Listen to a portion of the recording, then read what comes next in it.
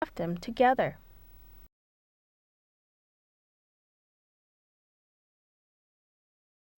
Fix the grafted part with the clip from the science side.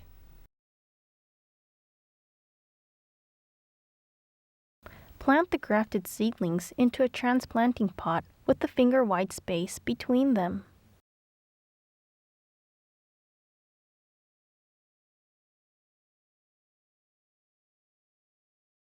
If the sunlight is too strong, shade the grafted seedlings for 2 to 3 days to prevent sudden withering by transpiration.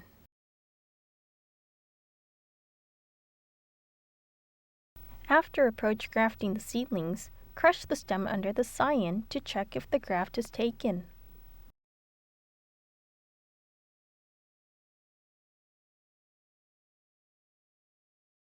If it has, sever the stem of the scion.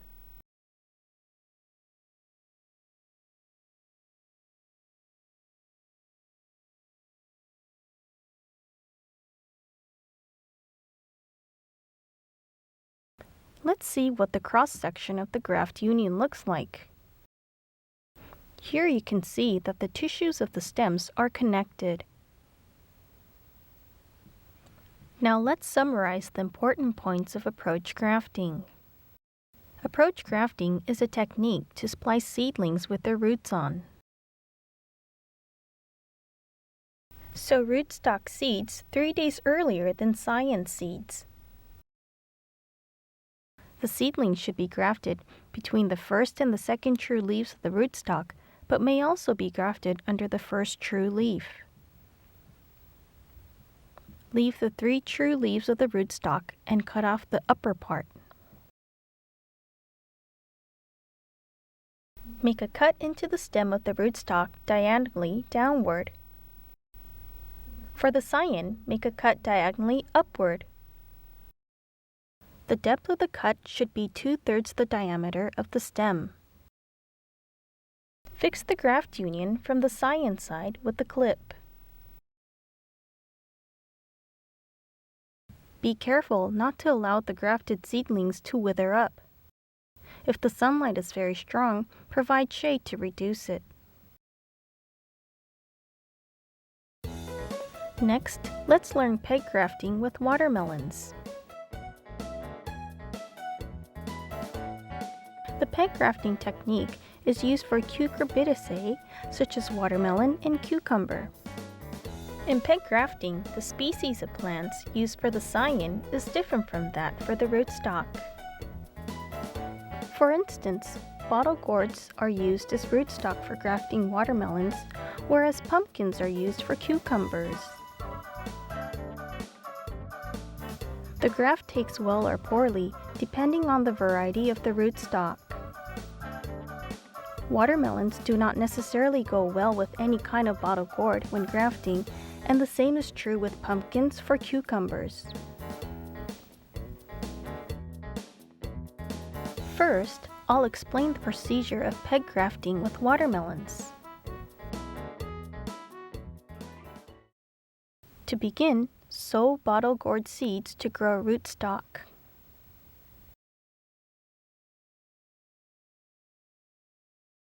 Three to 5 days later, sow watermelon seeds to grow scions.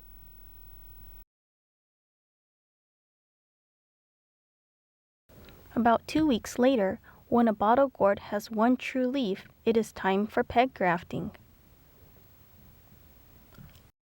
Let's try peg grafting with watermelons. Check that the seedlings look okay. Use a sharp-top metal spatula or a bamboo or wood spatula to make a hole in the rootstock.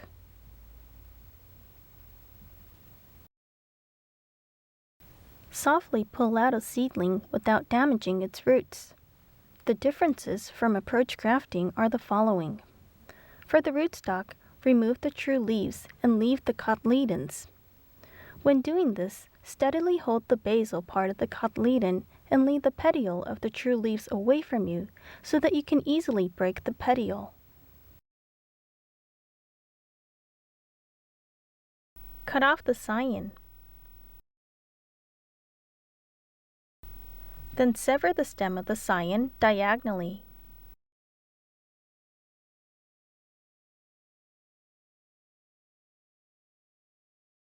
Hold the stem in your mouth to prevent the cut surface from drying. When grafting the scion to the rootstock, make a small hole at the bottom of the true leaves of the rootstock.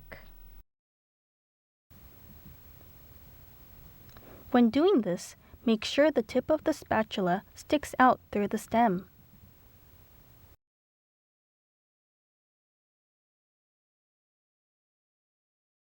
After making the hole, insert the scion with the cut surface facing downward into the hole.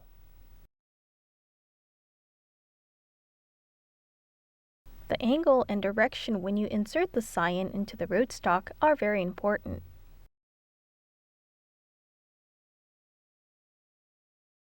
Insert the scion deeper into the hole in the stem of the rootstock until the tip of the scion sticks out of the other end of the hole. Plant grafted seedlings into a pot so that the roots are spread loosely in the soil.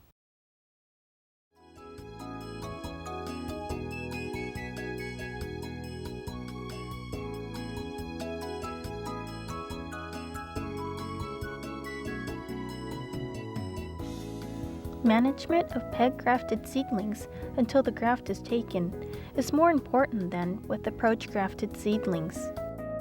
Wrap the boxes containing grafted seedlings with vinyl to seal them. Then cover all boxes again with vinyl. Of the double vinyl coverings, the inner one that directly covered seedlings should be sealed off to maintain high humidity inside the box.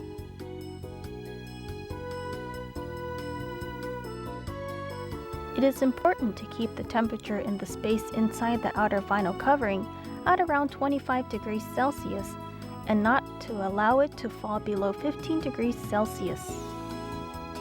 When the outside temperature is low, put straw sheets, for instance, over the vinyl to keep it warmer inside.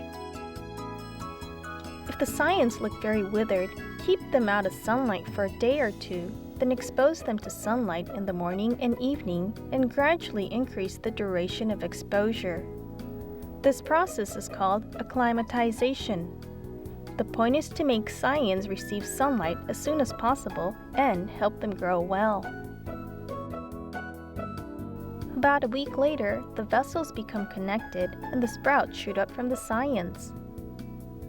When you are sure the scions are growing, remove the wrapping vinyl from the seedling boxes and provide good water management so that the roots of the rootstocks can get sufficient water. Grafting is completed when you're sure if the graft has taken. Let's remove one cotyledon of the rootstock and check how well the graft has taken. You can see they're definitely connected. Here, let's summarize the important points of peg grafting. Peg grafting is a technique of inserting a scion to a rootstock and is often used for grafting Cucurbitaceae. The species of plants used for scions and rootstock are different, but you should select varieties that are compatible with each other. Sow rootstock seeds 3 to 5 days earlier than scions.